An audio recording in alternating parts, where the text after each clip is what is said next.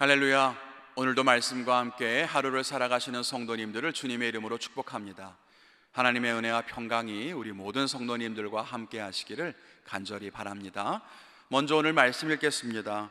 오늘 말씀은 구약성경 이사야 9장 2절부터 7절까지입니다. 제가 말씀을 봉독하도록 하겠습니다.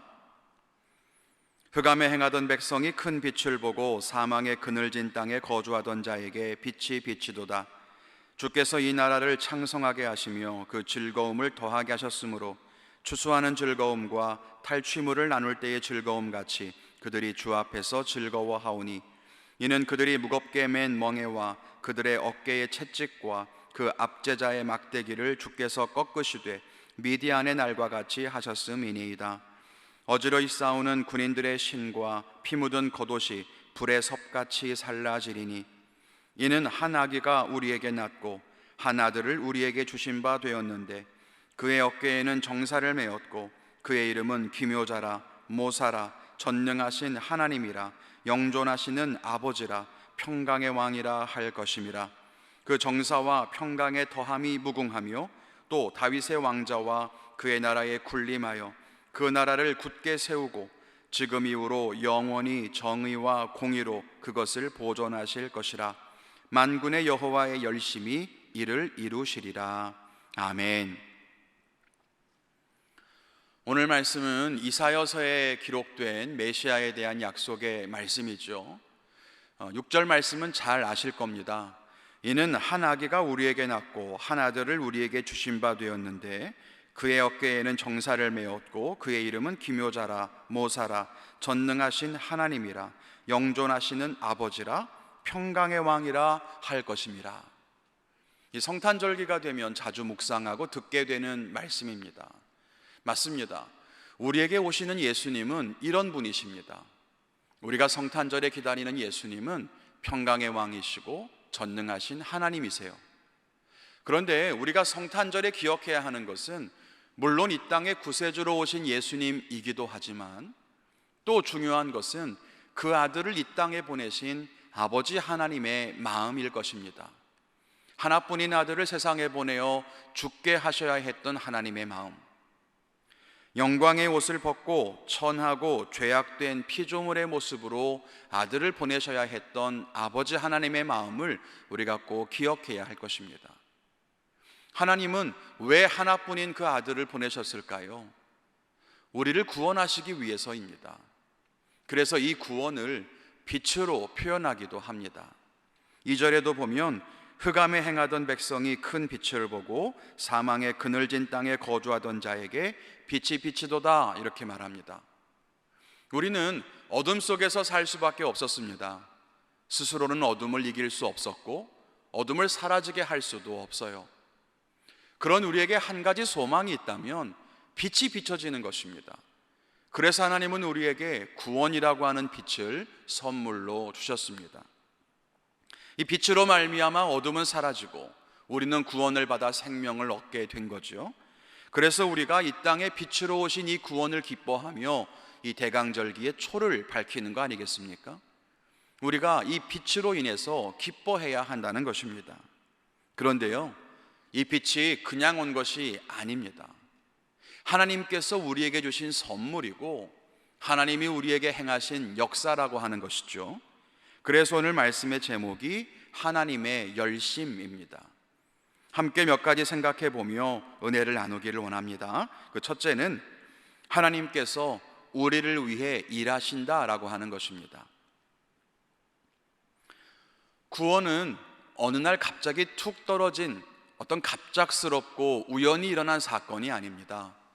구원은 하나님께서 우리를 위해서 일하신 결과입니다. 그것을 기억해야 하는 것입니다. 물론 구원뿐만 아닙니다. 하나님은 언제나 우리를 위해서 일하셨습니다. 우리를 창조하신 것부터 시작해서 우리와 동행하시고 우리를 지키시고 우리를 먹이시고 우리를 보호하십니다. 또 우리의 길을 인도하시고 우리를 가르쳐 주십니다.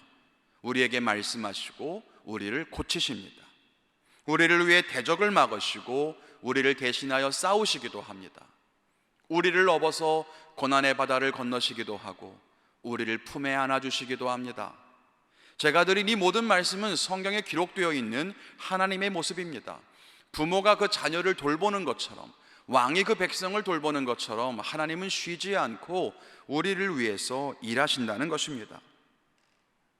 우리를 사랑하는 부모처럼, 또 우리를 책임져야 하는 왕처럼, 그렇게 하나님은 우리를 위해서 영원부터 영원까지 일하시는 분인 줄로 믿습니다. 그것이 우리 아버지가 되시는 하나님의 역사하심입니다. 우리는 이 사실을 기억해야 합니다.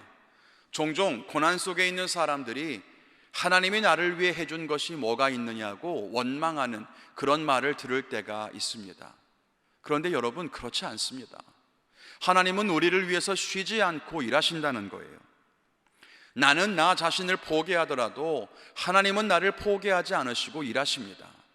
나는 넘어져서 쉴지라도 하나님은 우리를 일으키시기 위해서 일하십니다. 그것이 우리 하나님의 모습입니다.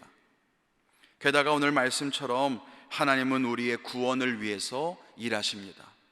온 인류를 구원하시려고 아브라함 한 사람을 택하셔서 이스라엘을 세우시고 출애굽 광야를 지나 가나안의 나라를 세울 때에도, 또 그 나라가 망해서 이방의 지배를 받을 때에도 하나님은 우리를 구원하시려고 하는 그 계획을 멈추지 않으셨습니다. 그리고 그곳에 하나뿐인 아들을 보내어 사람들의 죄를 사하시고 비로소 구원을 이루십니다. 그것이 하나님이 일하시는 방법이라고 하는 겁니다. 우리는 하나님이 우리를 위해서 일하신다는 이 사실에 감사해야 합니다. 하나님이 우리를 돌보지 않으시면, 우리를 구원하지 않으시면 우리가 어떻게 한순간이라도 살 수 있겠습니까? 이 은혜를 기억하며 하나님께 감사하는 그런 대강절기가 되기를 간절히 바랍니다. 두 번째는 우리도 하나님의 열심을 따라 수고해야 한다는 것입니다. 하나님의 열심을 아는 사람은 그 열심을 따라 함께 수고하는 것이 마땅할 겁니다. 사랑하는 부모님이 땀 흘리며 일하시는데 그 자녀가 가만히 쉬고 있다는 것이 말이 됩니까? 당연히 돕고 오히려 내가 더 열심히 해야 하는 것 아닐까요?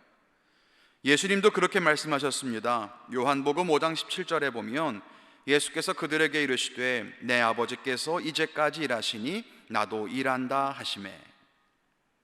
이 예수님께서 안식일에 병자를 고친 것을 두고 유대인들이 공격을 하자 그들에게 하신 예수님의 답변입니다.